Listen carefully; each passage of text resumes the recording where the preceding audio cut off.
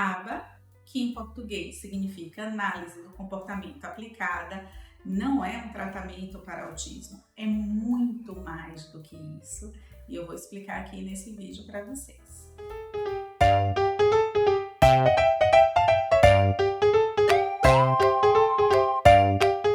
Gente, a análise do comportamento aplicada é uma ciência, tá? Vai muito além do autismo e eu preciso que vocês entendam isso. Essa análise bebe da fonte do comportamentalismo, da análise do comportamento, que é uma linha do pensar dentro da psicologia.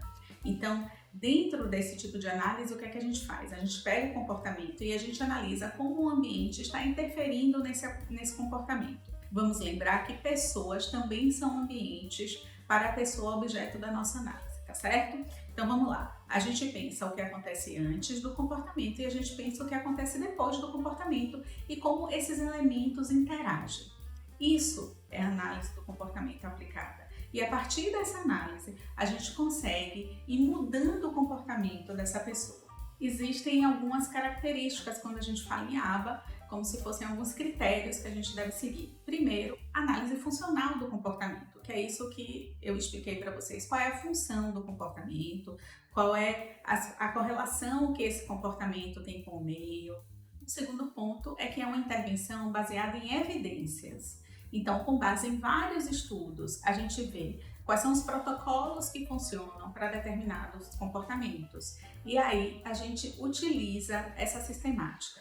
Então, existem várias formas da gente trabalhar esse comportamento a partir da ótica do ABA. As técnicas mais comuns, modelagem, reforço positivo, que é quando a gente quer aumentar a ocorrência de um comportamento, extinção de comportamento, mas tudo isso a gente faz depois de uma análise bem detalhada.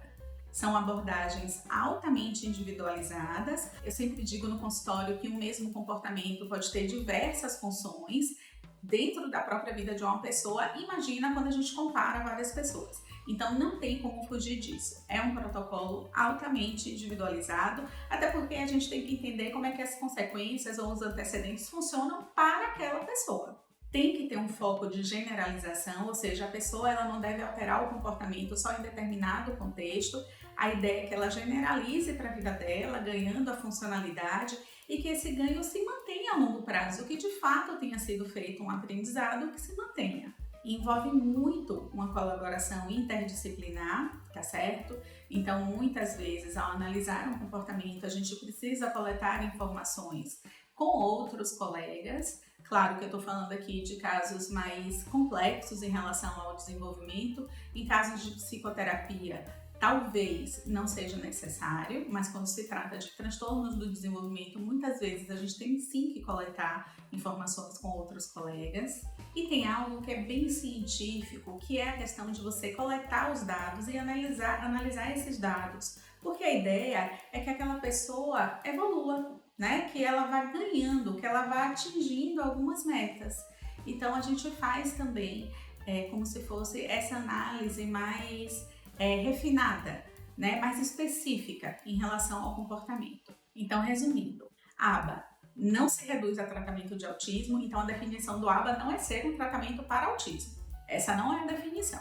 Isso é muito importante vocês entenderem. Não é a única possibilidade de intervenção para o autismo, existem muitas outras, inclusive com evidência científica de eficácia, não vamos reduzir a isso. E o ABA pode ser sim utilizado em vários outros casos. Gente, a gente analisou o comportamento, analisou o antecedente, analisou as consequências e seguiu essas questões básicas que eu falei aqui para vocês, a gente sim já pode considerar que a gente está fazendo uma intervenção ABA.